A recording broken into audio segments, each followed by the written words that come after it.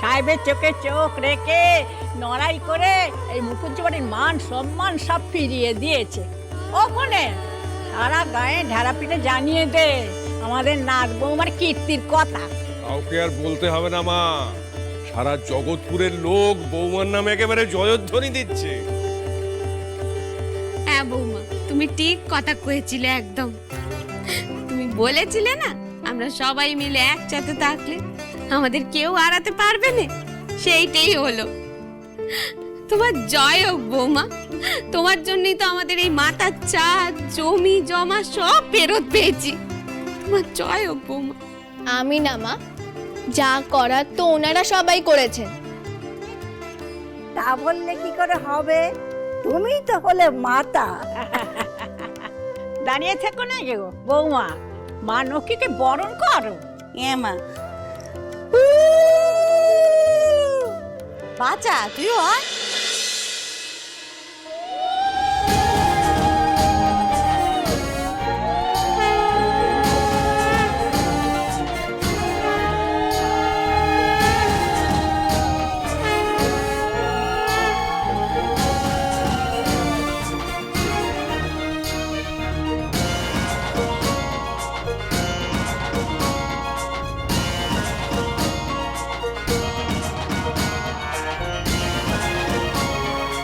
ভালো থেকো বৌমা, এই গোটা বাড়ি তুমি আলো করে দেখো।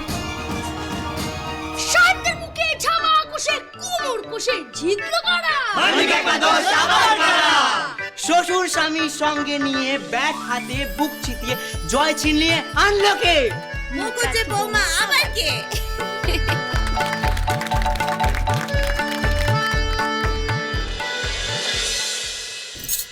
কি বউ, তোমার হাতটা তো ছড়ে গেছে, অনেকটা রক্ত বেরোচ্ছে তো। ওটা রক্ত নয় রে মানকে, ওটা হচ্ছে বিজয় তিলক।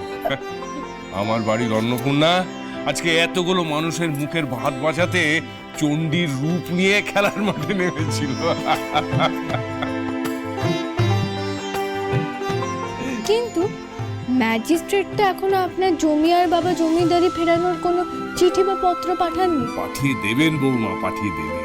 দাঁড়াও, আগে নিজের হাতটা হজম করুক, তারপর তো পুরস্কার পাঠাবে। পুরস্কার হাজির।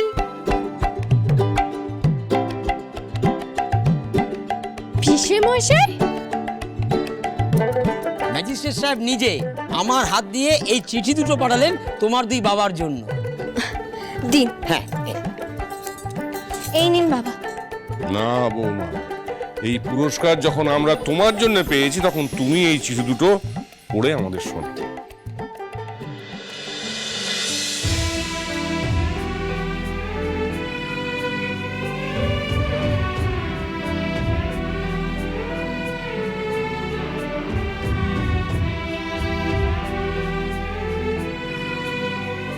ম্যাজিস্ট্রেট সাহেব এ বাড়ির বাবার জমি আর ও বাড়ির বাবার জমিদারি ফিরিয়ে দিয়েছেন।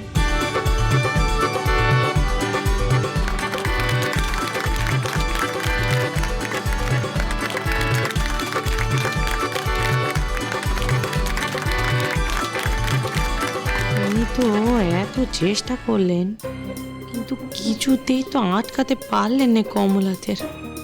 সাহেবরা তো ওনাকে এত বড় দায়িত্ব দিয়েছিল, কিন্তু উনি তো ধরা পড়ে গেলেন। এখন সাহেবরা ওর সাথে কি করবে কে জানে। এবার মিষ্টি মুখ। মশাই বলছি আমার আর অনেক টাকা, কিন্তু দুটো। মাত্র দুটো? তোমাদের জন্য 4টে করে এনেছি। তাই? দেখেছিস, তোরা যে পেটুক সেটা খঞ্জনি পিসে মশাইও বুঝে গেছে।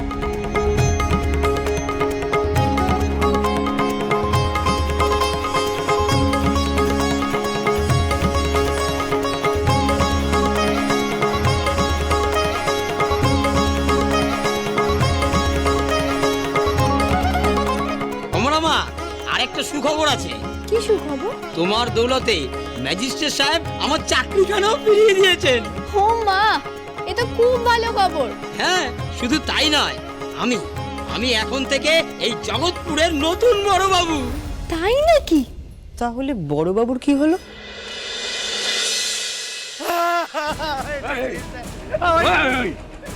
একটা দায়িত্ব তোকে দিয়েছিলাম, সেটাও তুই ঠিক মতো পালন করতে পারলি না। হ্যাঁ, মুখে শুধু বড় বড় কথা, বাড়ি চাই তোর, বাড়ি চাই না? মারবো না, মারবো না, তোকে পুজো করবো? ওদের দলে ঢুকে আমাদের হয়ে খেলার কথা, তা তুই নিজেই ধরা পড়ে গেলি। আর তোর জন্য আমাকে ম্যাজিস্ট্রেট কালাপানি বদলি করে দিচ্ছে। আমি তো ব্যাটে পেরে মেরে শেষ চেষ্টা করেছি। নিকুচি করেছে তোর চেষ্টায়, নিকুচি করেছে। জোর কোথা যে বাড়ি চাই, তোর জন্য জুতো পেটাই ঠিক। দূর হয়ে যাওয়ার সামনে থেকে। ঠাকুরপো, আজ তোমরা প্রমাণ করে দিলে যে এই বাড়ির সাথে তোমাদের রক্তের সম্পর্ক না থাকলেও আত্মার সম্পর্ক রয়েছে। তোমরা আমাদের সত্যিকারের আত্মীয়। এ কি বলছেন বৌঠান? আমরা তো হলাম গিয়ে পৃথ্বীরাজের মন্ত্রী সেনাপতি। সেইভাবে দেখতে গেলে তো আমরা এই পরিবারেরই লোক। ঠিক, তোমরা তো এই পরিবারেরই একজন। শুধু এই খুশির অবসরের পেট পুজোর রাস আওতাতে হবে। হতভাগা, জানিস না এখন এই বাড়ির কি অবস্থা? তোর গেলা ছাড়া আর কিছু মাথায় আসে না? না সত্যি ওরা এত খেটে খুঁটে আমাদের ম্যাচটা জেতালো, তা ওদের যে একটু ভালো মন্দ পেট ভরে খাওয়াবো সে সামর্থ্য এই মুহূর্তে আমার নেই। হ্যাঁ, শোন না বাবারা, কদিন সবুর কর, বুঝলি? এই খাওয়াটা তোলা থাকে। তোলা থাকবে কেন? পেট পুজো হোক, রুদ্রপ্রতাপ থাকতে কিসের এত শোক? হ্যাঁ বাবা, তুমি তো জমিদারি ফিরে পেয়েছো, তে একটা খাওয়া দাওয়া তো আমাদের জন্য তোমার তরফ থেকেও পাও না। হ্যাঁ হ্যাঁ, সে কথাই তো বলছি। দরকার কি বাকি রাখার এই দাবি ভোজের পাওনা? মাছ মাংস ঢালাও দিচ্ছি, যত খুশি খাও না। আমি বলি কি, বিপদ যখন কেটে গেছে তখন আলাদা করে ভোজের ব্যবস্থা করা কি দরকার? একটা শুভ দিন দেখে আমাদের নরেন আর সাবু মায়ের আশীর্বাদটা সেরে ফেলা যাক। ভোজ না হয় সেই দিনই হবে। সেটা হলে তো খুব ভালোই হয় মা। ঠাকমা, আপনিই তো বলেন শুভ কাজে দেরি করতে নেই। নাই তো। ও চোর ঠাকুরজি, বলছি শোনো না, সরস্বতীর কাতা না সেই সকাল থেকে বাগানে মেলা পড়ে রয়েছে, এখনো তোলা হয়নি, তুমি একটু তুলে আনবে গো। যাই।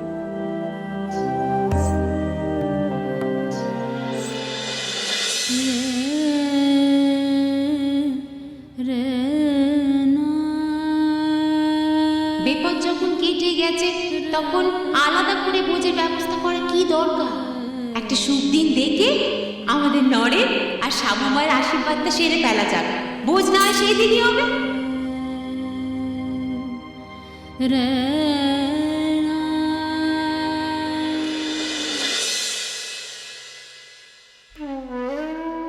আপনি এখানে কি করছেন?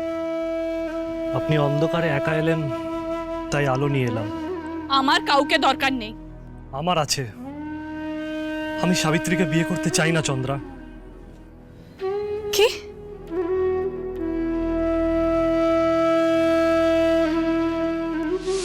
হ্যাঁ।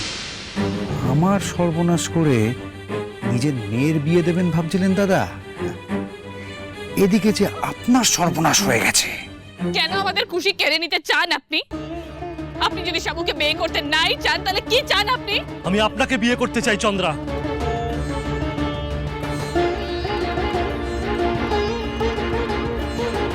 আমি সবাইকে খালি হাতে গেলে তো মুকুজ্জ বাড়িতে ঢুকতে দেবে না। যাই, এই খবরটা একটু রং চড়িয়ে পরিবেশন করে আসি। শ্রীমান পৃথ্বীরাজ।